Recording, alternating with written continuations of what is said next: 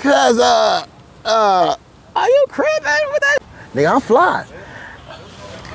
I mean, you don't look dangerous. But that wasn't the uniform. The uniform, what's the uniform? Give them the uniform. The uniform, no, Crips, blue, black, gray, beige, every now and again brown. Every now and then brown. You know, the Bloods wore red, green, brown, black, most part. But, you know, khakis, Levi's, Cascades, Pendletons, white t-shirt, Cortez Nike, Chucks, suede Pumas with the fat shoelaces in them. You know what I mean? Romeos, Hush Puppies, Croaker Sacks. I'm just saying, that's just the uniform I grew up in. And to my guys, ain't no other side. This for my brothers, I'ma pray we all shine. Lock the door. Go ahead, lock the door. Professor Melly Mel, the Hood Postman. Who I'm here with today? It's your boy Avalon Blue. Hey, yay. Avalon Blue, man. Let's get into it, man. Too much drip in the Crip. Man, I need you to go into detail exactly what that entailed or what you meant by that. You know that drip, cause you know sometimes you might, you know me, I'm an old school baby from the 80s, khakis and corduroys. You know, I might pull to the set homie and see the homie outside. You know, his dress code with the flowers, sweater with the flowers on it, cuz, with the pants, what they call them, the stacked jeans, with the ruffles on the motherfuckers, and look like he got the Tina Turner pants on, the shimmies on, cuz. I be like, damn, cuz, is he from the hood? Cuz got the boot cut jeans over his shoes. He got like all these lavender colors on, look like he got the motherfucker, he a damn near a hippie. I be like, cuz, are you Crip, man, with that shit on? Oh, cuz, you can't, shit, cuz, I'm fly. I mean, you don't look dangerous. But that wasn't the uniform. The uniform, what's the uniform? Give them the uniform. The uniform, no, Crips, blue, black, gray, beige, every now and again brown. Every now and then brown. You know, the Bloods wore red, green, brown, black, most part. But, you know, khakis, Levi's, Cascades, Pendletons, white t-shirt, Cortez Nike, Chucks, suede Pumas with the fat shoelaces in them. You know what I mean? Romeos, Hush Puppies, Croaker Sacks. I'm just saying, that's just the uniform I grew up in. These dudes, I don't recognize them no more, man. They like I would say again, too much drip for the Crip. You go to the swap meet, it ain't nothing but colorful clothes, cause they got teddy bears with black eyes, and motherfucker got Daffy Duck shirts on, and I'm just saying, they look too pretty for me these days. They look too pretty, they don't look dangerous.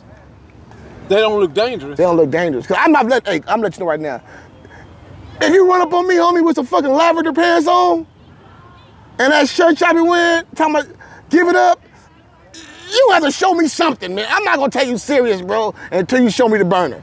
Just you walking up, talking about give it up, with that shirt on, with a Daffy Duck shirt on, you might shoot me because I'm gonna laugh at you at first, though. You might shoot me, I ain't gonna lie, because I'm sure gonna laugh like, cuz you robbing me with a pink sweater on. This a salmon. Yeah, that's pink, nigga. I'm trying to call it salmon, that's pink, nigga. Y'all just don't look dangerous no more, cuz y'all look nice as a motherfucker, man. Like hippies, black hippies in the 2000 hippies. How did that change though, Blue? I'm trying to figure, was it Lil Wayne? You know what I mean? I think hip hop has a lot to do with it. Because you know something though, over time, man, I say again, the little homies don't want to be OGs. They don't want to wear football jerseys and sag a little bit, cuz they want to be like Drake and these fucking rappers. You know what I mean? They want to be like Young Thug, and you know, even I went to prison, bro. This last time when I first went to prison, I seen Jerry curl the fresh braids. I went to prison when I got older, all I see was dreadlocks and bald heads. I'm like, Crips wore fresh braids. I don't know, even the dreadlocks, everybody don't be entertainers, man. They want to be entertainers. They don't want to be street dude. They want to be entertainers, man. They seen Crippin' and Blood off through the internet, through the raps video. We wore them braids because it was a couple of special girls on the block around the corner. We wanted to sit between their legs. Please and get our believe hair it. braided. Please believe it. Please believe it. Thick thighs. Hell yeah. No, you ain't come out. You ain't bring me here, mama. The hungry. She got me. She I'm gonna sit between them the warm thighs. You know what I mean? Get my hair twisted on up. You understand me? The homegirl twisted me up. But it's just different, man. You know, the rap have, to myself, overconquered the culture. See, but at one time though, Blue, the culture provided the backdrop for the rap to even rap about. But see, when you rap, you know, even back then, NWA never said officially, I'm from such and such. They never had they had all black, they never cared red or blue. The first one that said that was a gangbanger low key through the words was Quick. You know what I mean? So a lot of dudes, you know, like you say, pranksters, you know what I mean? They talk good and just like the Pied Piper, you know what I mean? They follow a melody, you know what I mean? They follow a certain melody and the young mouse followed him.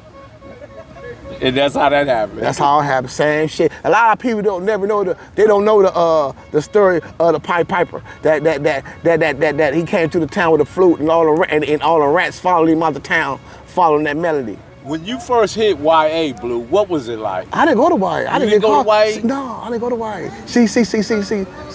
While they was the YAs doing all those shit, I was outside out here making sure when we had a party last night, when they went home like, cuz they had a squabble last night. I'm the nigga outside that made sure we fought back.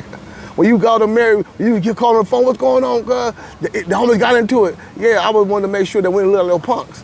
You know what I mean? At what point did you hit the pen? I hit the pen at 92, man, for a robbery, bro. For a robbery, bro. And how long did you stay, Blue? I did that 22 months. That was long for me.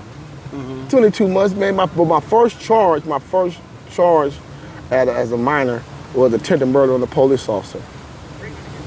At what age? 17. 17. I had to, you know, once they kicked in my grandmama's door, like 3 weeks straight, twice a day, like 3 weeks straight. Looking for you? Yeah, and my grandmama, that rest in peace, granny, my granny looked at me. My granny had my back, man. My granny didn't say nothing. All she did was put a Greyhound ticket on the table and walked off. And I already knew the drill. After that, I had to go to Greyhound and got the, you know, first day smoking, you understand me? Went out there to Frankton, Louisiana. You know, I tell these young dudes, man, you know, being on the, you know, you act like you want to be on the run. You act like but you. It ain't easy. Man. I said, man, if there was the internet, I said, I was before the internet. This was before the internet. I said, I wouldn't have made it out the Greyhound station. They'd have had my picture on every Greyhound TV. I wouldn't have even made it. I'd have been on everybody's phone on the bus. All the bed got knocked. But once I went through that, man, and beat that case, bro, I knew that everybody couldn't take this type of pressure. I know this pressure that they was putting on me, bro, ain't for everybody, bro. I tell my homie, I ain't talking about no probation violation. I ain't talking about, look, you violate parole. I'm talking about wherever you go, or they thought you was at, they gonna let you know they thought you was there. They kicked in the door to let you know that we thought you was here, so. The streets ain't made for everybody, Blue. That's why they created the sidewalk. I'll be trying to tell them. You know, everybody, what I can say, man, you know, all these young dudes, man, YNs, the 30-year-olds, they want to be big homies so bad because they see the rappers their age, man. But I tell them, man, the real BLG, man, you come with scars and sacrifices, bro. And if you want to take the scars and the sacrifices that we took to still be standing here sane, come on with it. But it ain't no microwavable situation, bro. You're going to have to bake this turkey in the oven traditionally and let it take its time. Yeah, that's usually how you get the turkey done. You know, you can't put a turkey in the microwave. You gotta put that in the oven and let it sit and let its time run. It's gonna be good when it's ready, but if you get it too early, it ain't gonna be right. It ain't gonna be right. It ain't gonna be right.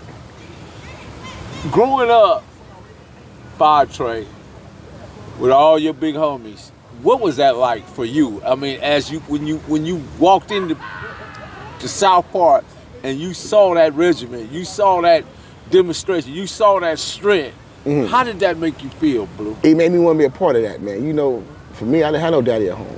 You know, my uncle, at the time, my uncle was in Texas. My younger uncle Keith was he went to the Marines, so, you know, I didn't have no father at home. And I tell people, you know, I feel like Tarzan. You know what I mean? I was raised in the trees with the gorillas. You know what I mean? I love to say I went to Harvard, but I was really raised by the culture and the older homies, and they treated me right, but they showed strength. Every young man want to follow the strongest branch. Who was that strong branch for you?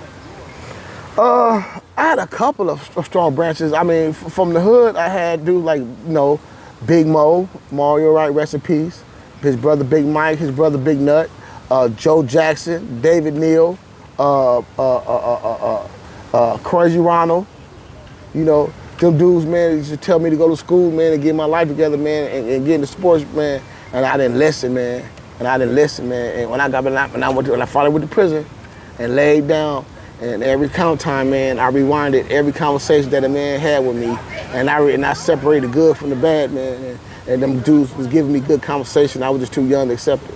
And at that point, you understood what they were saying. And they were saying, I hold a regiment to this day, no judge in the set. You see, the YN said the last time, they know Uncle Blue gonna be his motherfucker at 8 in the morning if he can. Your ass better not get caught up in here. I'm in this motherfucker like a motherfucker canine. I'm searching. You better not be in this part, because the dudes before me, the Big Mo's, the Joe Jacksons, the David Neals, they put hands on me. And I try to tell the young homies, the dude that was putting hands on us, them dudes still had 18, 19-inch arms, because they still had weights around this joint. It was big dudes pinning us to the car, socking us to the car. It wasn't y'all got this old me. I still had old dude with Jerry curls really wearing us out. But at the same token, that's the way they were showing love. They didn't want you to, if they gotta put their hands on you for you not to get shot and go to jail, they gonna do what they gotta do, but don't say they didn't try. So to the same thing, I just passed that down to my little homies, bro. We not doing no ditching, bro. Just because you from Avalon, bro, that mean you gotta be a failure and none of that, you know what I mean? So take your ass to school, if anything, be the plug. That's it, man. So at what point, I mean, because I see it now in a lot of neighborhoods, and this is accepted across the board, where the homegirls is, it's just too much. They got too much say so. I learned, my homeboy told me, if you live by the cheers, you'll die by the booze. Say that again? If you live for the cheers, you will die with the booze. Because the girls get to talking, and because I'm gonna say this though, Melly Mel, across the board, since we talk across the board, you might have to admit or not that the homegirl that's cripping today look better than the girls that we had when we started. Yes. I'm not saying that your auntie, your grandma was ugly. All I'm saying is the pretty girls wasn't banging. They were kind of more looking for the players, the hustlers, the weed slingers. They weren't really 10-toe down in the street meat. Today, the prettiest girls out here banging. So the fellas is more trying to, they didn't want to tell the homegirl to shut up because he might be trying to holler at her, you know what I mean, on the low, you know what I mean? So she kind of, got a little say because she know Kill, big monster over there, he ain't gonna say it. He normally regulated, but since he trying to holler at her, she knows she could get a little more leeway than the average, you know what I mean? So until I come around and tell her to shut her ass up. Yeah, that's kind of damage to the foundation. Yeah, man. But like I say, when we grew up, the homegirl was seen, not heard. Yes. You know what I mean? It was a regiment. Not no disrespect, but it was seen, not heard. You know what I mean? When men talking, they learn to shut the fuck up and stay in the back. If a girl say something, that's when they say something. Besides that, when men talking, that go for my wife, mama, all. It was like a hidden rule in the black family with men talking, a woman, not say stay in your place, but that's not your place for men talking. Right. Yeah, and they understood that. Yeah, today, and keep it crazy, these girls are just as crazy, more crazy than the dudes. Man, they'll draw down. What? Because they get emotional fast. Right. They get emotional fast, and they get to talking shit, and will pump the dudes up. And rile the boys up, make them dudes go out there and catch a life sentence because the homegirls fat mouthing too much, instigating some shit. They pull that goddamn out too, on some wild stuff. On some wild shit, and the homegirls. Not saying across the board, some girls sleep with the other side, and that's a problem. And to me, that's a problem. You know what I mean? Because I'm trying to figure out if you from the hood, when he try to holler at you and he told you where he from, I'm trying to figure out how did he go further than that. But to each his own. To each his own, to each his own, to each his own, That's to each his own. that definitely has its challenges, Blue. Here's the challenges. Because I've seen it happen, and I've seen where it went completely off the road, ran into a wall. But you know, but I said it to be a big homie to the YNs today. It's not a what you call it a all of a sudden thing. You had to be a big homie to them while they were still kids. For me in the set is different. My role in the set, I've been in the park in the set my whole life. So the little homie that's 30, I remember when they were still pregnant, you know what I mean? So I've been getting on them, talking trash to them. You better not be ditching, spanking their ass on the playground for messing up. While they was kids, when they go up, when they got older, I always was the person of authority. But the same token is I always made sure we had dollars. What does it take to be a big homie or a G or what? Well, my opinion. When I became a big homie, my homie Bull Capone, the Avalonian. Yeah, Avalonian, Mr. Bull Capone. He said, Mr. Bully Capone. He's from Avalon, and he said me down. He said, "Cuz, if when you a big homie now, cuz, and you want to be a big homie, cuz, so you gonna have to make the unpopular decision, bro." I like, what you mean, cuz? I mean, he that homie. He said, you know, sometimes the gang itself is structured on negative and bullshit sometimes. He said, Blue, when you see this bullshit and it's not right, Blue, you want to say something, cuz. Don't sit there. You can't sit there and be in the crowd and watch a show. You're going to have to make the unpopular decision. And if you want to fight, if you right, you're going to stand on right. And stand on that right, bro. And so my job as a big homie, cuz, is to make the unpopular decision amongst the young dudes. Not saying that I'm out here, I'm not in the trenches, I work, but my thing is with the young homies, as far as my little bros, my nephews and them, that's what we're gonna call just regular G's. I feel my job description is to make sure that they don't fall out within each other, because these days it's more in-house beef than out-house beef. So if I get a whisper that if it's a misunderstanding amongst the table, the homies table, and they can't really hash it out amongst themselves, and then as me as an older homie, I'll step in, homie, and hear everybody out, cuz, and put the play down. And this is what we doing. You know what I mean? I'd rather whoever in the room be mad at me, cuz, than they mad at each other. Right. So sometimes a big homie, you gonna have to take the hit and the backlash instead of, because sometimes the young homie ain't been around long enough, or his profile can't handle certain type of discrepancies. So if my profile's solid, I say, fuck it, homie, I'll take it on my profile, bro. I got room. It's hard to get clarity when you come from the city, from the quick and dead, and also when they got a tombstone mindset and a graveyard disposition. Right. So how do you weave through all that to get to the clarity part? And it's like you said, you got to be patient. You got to be able to listen to both sides. Right. But at the same time, when you make your decision, you go down the middle with that decision. And that's where it lays. Well, how I feel I do it, I can't speak for the next G, Millie Mill. How I do it, I live my life public for most part. I go home, I try to keep me and my wife business between us besides that, because I'm in a set with my 6-year-old. And they see me man up, they see me raising my son, they come to the park, they doing them, and they see the other homies over there drinking, smoking, but they'll see their big homie over there by himself by the playground watching the son on the playground. And they know their big homie married for 27 years, and they don't see me hugged up with another female on the side. So for you to make the unpopular decision and lay it down right, they gotta know that you live right yourself. True. You gotta stand on, in your personal life, you gotta stand on business.